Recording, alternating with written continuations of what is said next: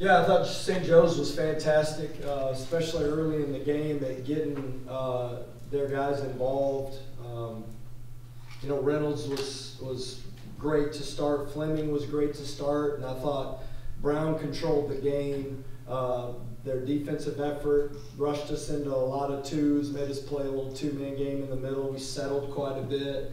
Our guys were competitive late. It was just dug ourselves too big of a hole over the course of the game.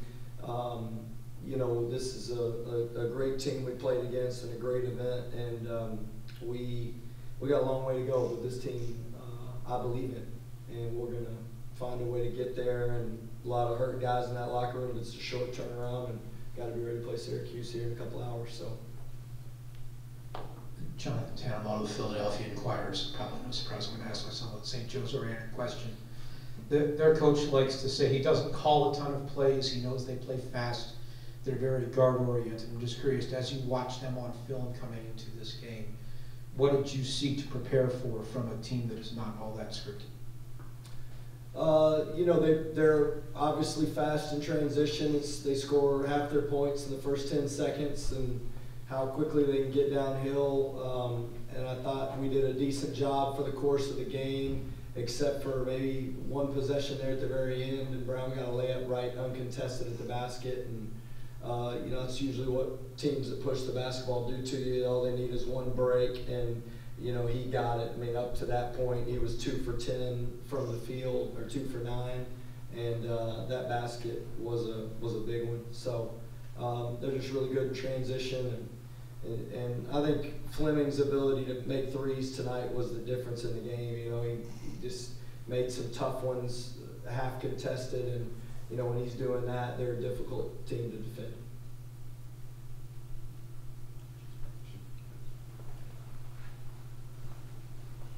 Hey Coach, how's it going tonight?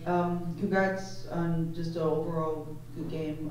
Can you just talk a little bit about how great it was just to be able to see the support that the team was able to get here in the New York City area, coming from Texas, just to see a fan base that had a lot of Texas Tech gear in the crowd? And yeah, I mean, I genuinely believe we got the best fans in the country. We travel. We had a great opportunity here to win a tournament, and I'm disappointed that we weren't able to get it done, because we got a lot of people that love the Red Raiders. And but part of this is how you respond when things go negative like this, and we've got the right group to respond. We got to figure out a way to win tomorrow and playing a great Syracuse team. Coach, I just wanted to ask you about JT Toppin. Obviously, one of your strong suits tonight was definitely, the rebounding advantage, and Toppin is one of the best rebounders in the country. What kind of impact do you think early on that he's made and that'll continue to make throughout the rest of the season? Yeah, JT has a nose for the ball. He can score. He can do it in a lot of different ways. We've got to continue to involve him, on the perimeter too, because I think he can stretch defenses out. And he was a great passer, I thought, late in the game. He had a few turnovers off rebounds with jump balls.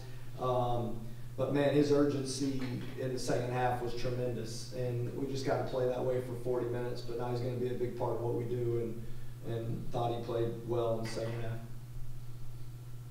Coach, going into this game shooting over 45% from deep, 5 for 20 tonight. One of those nights, and if it is one of those nights, which it would seem to be, is that something that actually makes this loss a little more bearable? No, I mean, I think our guys know there's some things that we got to do better defensively to put ourselves in a better position. If you're going to give up, over 50% from three and let a team make 12 threes, that's what they do well, then, other than a few layups in transition, that's the part that stings. And that's the part that we know we've got to get better at.